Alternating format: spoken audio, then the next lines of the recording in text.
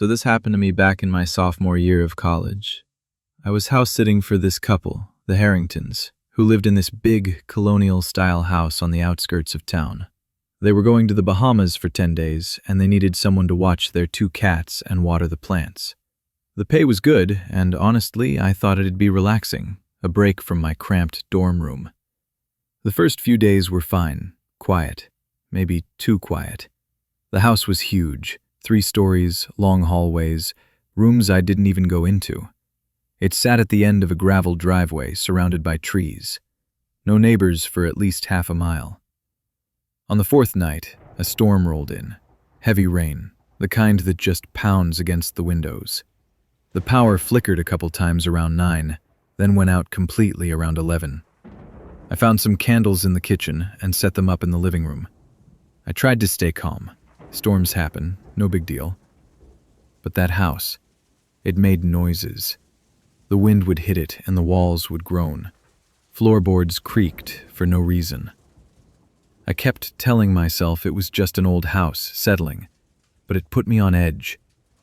Around midnight, I was sitting on the couch scrolling through my phone when I heard it. Footsteps. Upstairs. I froze. Slow, deliberate steps, like someone walking down the 2nd floor hallway. I thought maybe it was the cats, but these weren't soft little paw sounds. These were heavy, heel to toe. Human. I sat there in the dark, barely breathing, just listening. The footsteps stopped, then started again. Closer to the staircase this time. My heart was hammering.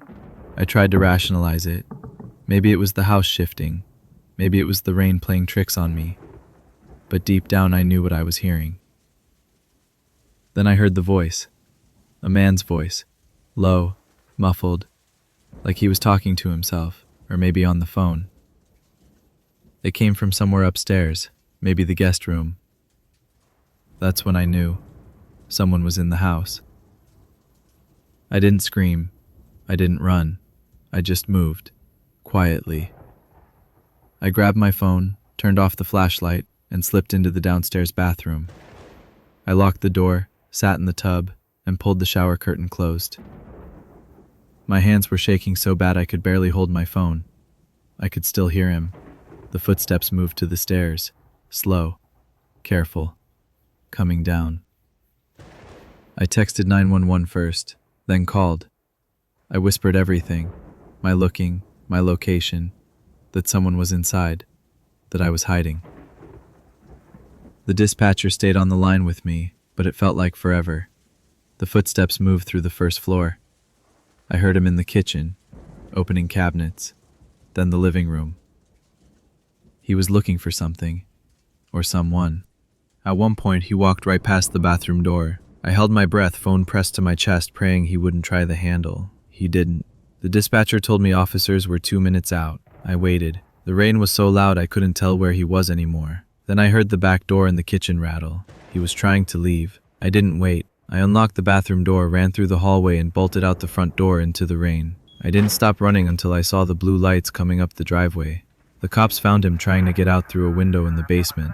He'd broken in through the back during the storm, thinking the house was empty for the week. He had a backpack, gloves, a flashlight. He wasn't just passing through. He'd been in there with me for hours. The Harringtons cut their trip short. I didn't finish the house-sitting job.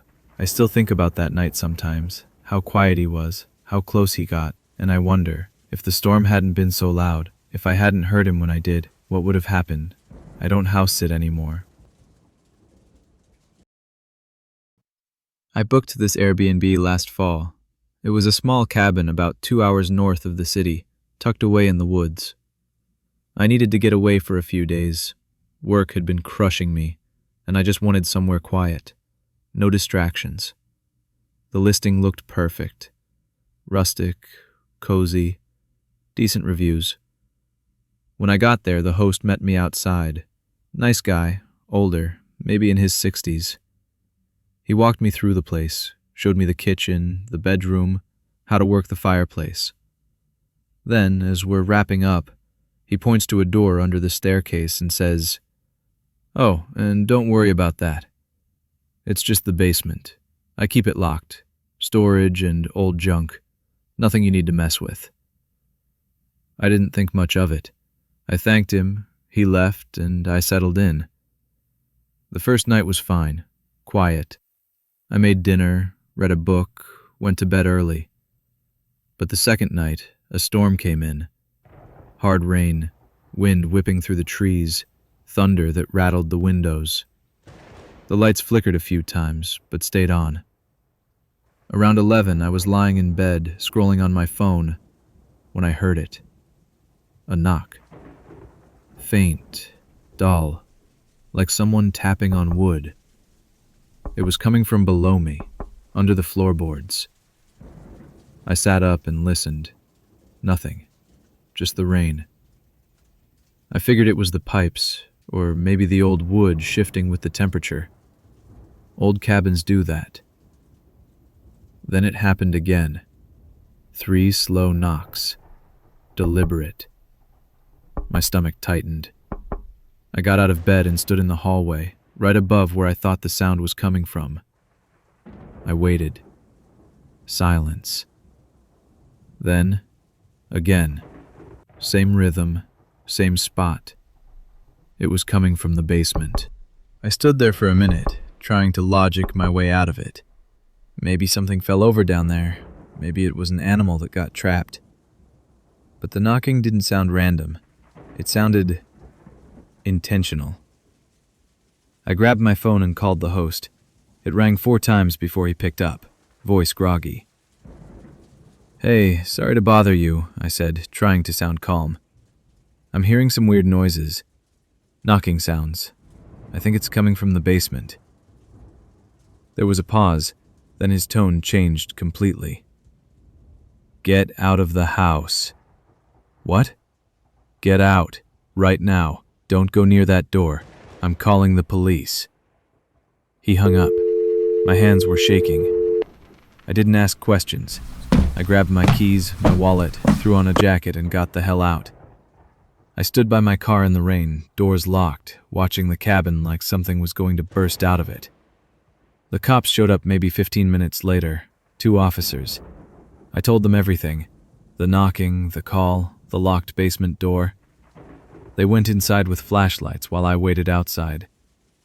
When they came back out, one of them asked me, "How long have you been staying here?"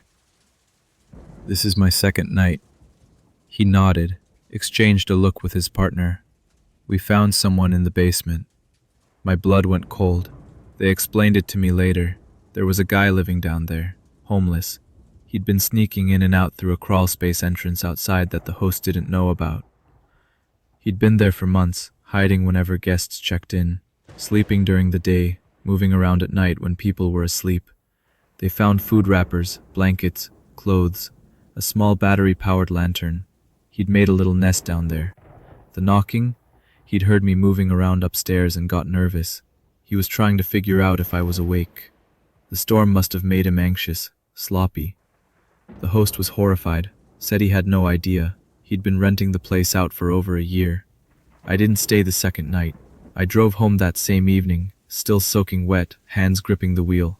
I think about it sometimes. All those hours I was asleep in that cabin, and he was right below me, listening, waiting. I try to avoid Airbnbs now. I really do.